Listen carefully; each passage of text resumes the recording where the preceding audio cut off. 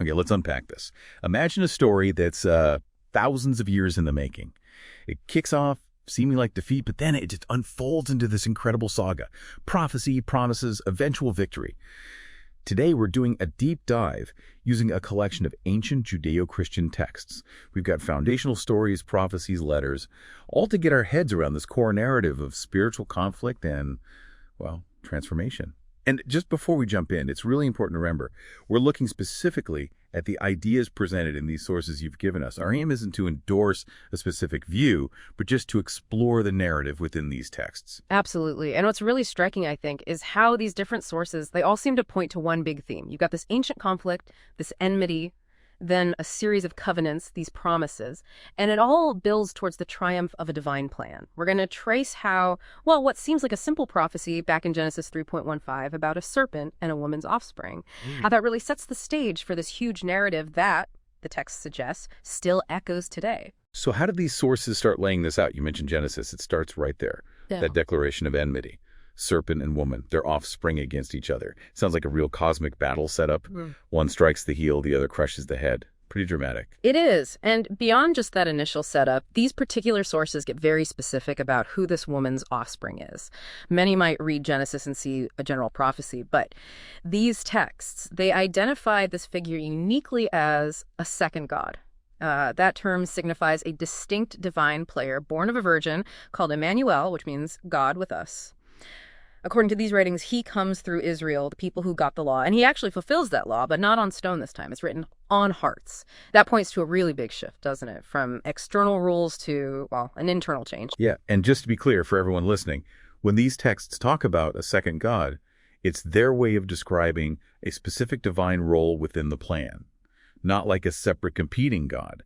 It's a theological concept from these sources. Okay, so that leads us to another key idea here. Betrothal. Or covenant. The sources apparently show God first making a covenant with Israel, kind of like a betrothal sealed with animal blood. But that first agreement, it gets broken, described as unfaithfulness. Exactly. That's a crucial turning point in the narrative presented. So if that first one's broken, then what? Well, the texts then introduce a new covenant. This one isn't sealed with animal blood, but with the blood of the second God. And this new promise is made with the woman who's now identified as the church or the bride. So it's like a re-betrothal. The bride figure, once seen as rebellious, is sort of reborn to obedience through this permanent, everlasting covenant.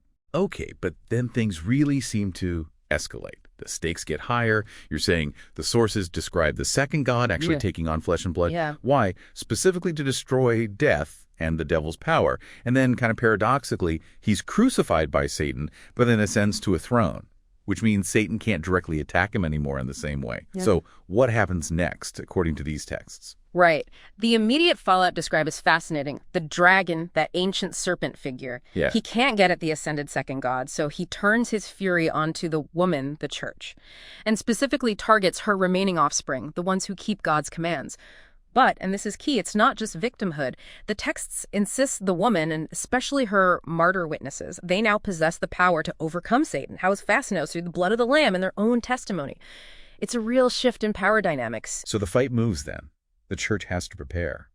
And God's servants are shown getting the bride ready, like those wise virgins in the parable, waiting for the groom to return for the full marriage ceremony, but only when the bride is ready. And, a specific number of martyr witnesses is complete. That's the sequence laid out, yes. It builds toward the climax. If you zoom out, the narrative concludes with the groom returning, judging the deception Satan has sown, and finally establishing his kingdom forever. So this whole grand story, starting from that ancient curse in the garden, all the way to this ultimate victory, it's presented as one long, unfolding promise being fulfilled. A future certainty, according to these texts. Wow. That is quite a journey through these texts. From that primal curse, that enmity, all the way to a kind of cosmic triumph. This deep dive really shows that single thread of prophecy weaving through centuries. It culminates in this powerful story of conflict, but also the victory of this bride figure prepared for the groom. It really is a multi-layered narrative, seeing promises unfold over such vast timescales as depicted here, while it offers a unique lens. And maybe it raises a question for you, listening. How does exploring a story like this, one that spans millennia, according to its sources. How might that change the way you think about long-term plans, or even the conflicts and challenges you see unfolding in your own life or work today? Something to think about.